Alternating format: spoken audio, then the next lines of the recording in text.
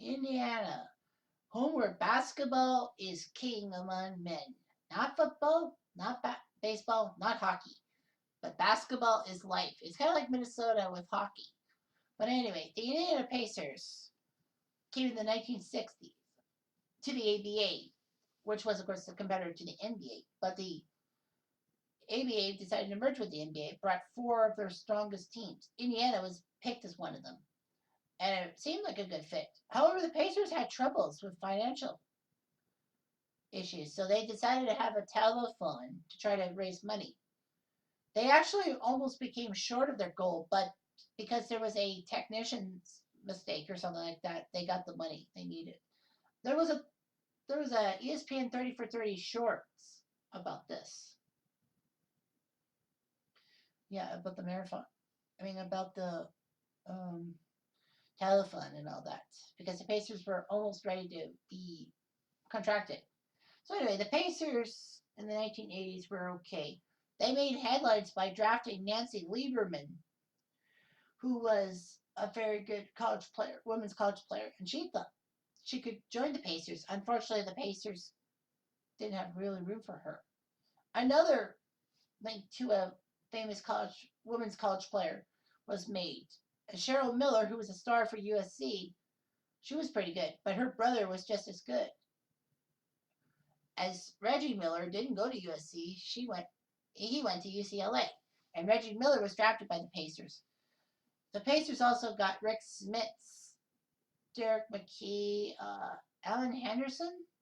I'm just trying to think of all the good Pacers in the 1990s. But anyway, the Pacers got their act together in the 1990s and became a decent team.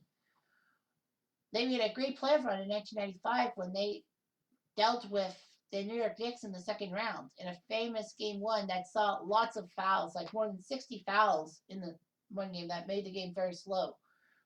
But we all remember Reggie Miller hitting a three-pointer to cut the deficit to three, and then he's stealing the inbound pass, going back to the three-point line, scoring again to tie the game, and the Pacers ended up winning that game.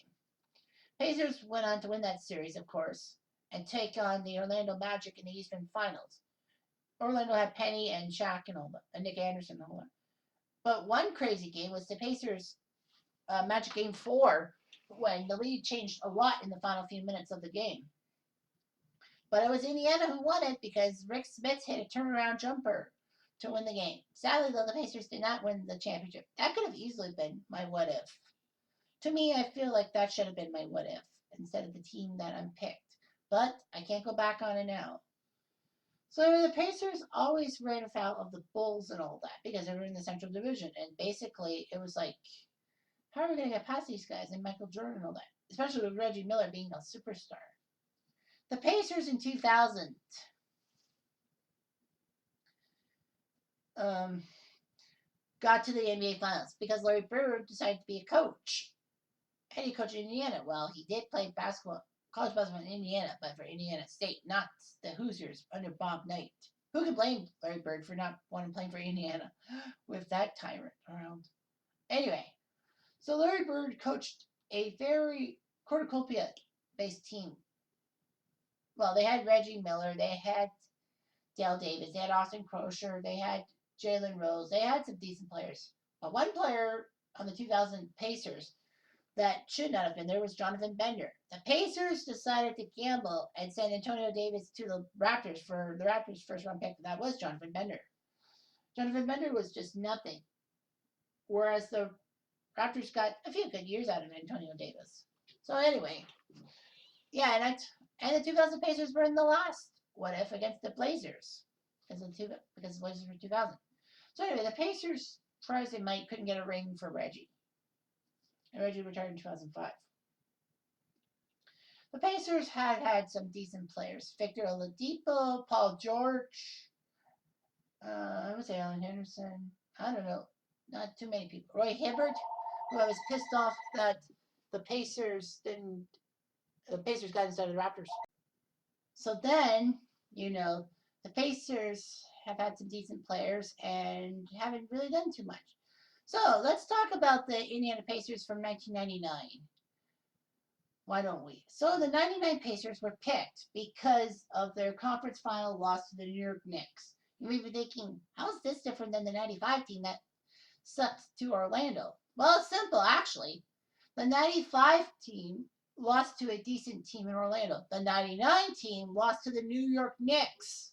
It's like, how the hell could you lose to the New York Knicks of all teams? That is just amazing. The Knicks came in as an 8 seed, shocked Miami, shocked Atlanta, now shocked the Pacers. So now the Pacers get their due and will face the San Antonio Spurs for the 1999 championship. And we'll be right back. Here we go. Mark Jackson, Reggie Miller, Chris Mullin, Dale Davis, Rick Smits for the Pacers, Avery Johnson, Mario Ellie, Sean Elliott, Tim Duncan, David Robinson for the Spurs. Game 1 sees the Spurs crush the Pacers 108-86. The Pacers have 4 guys in double digits: Reggie Miller, Jalen Rose, Rick Smits, and Austin Crocier. Antonio Davis, yep, he was there.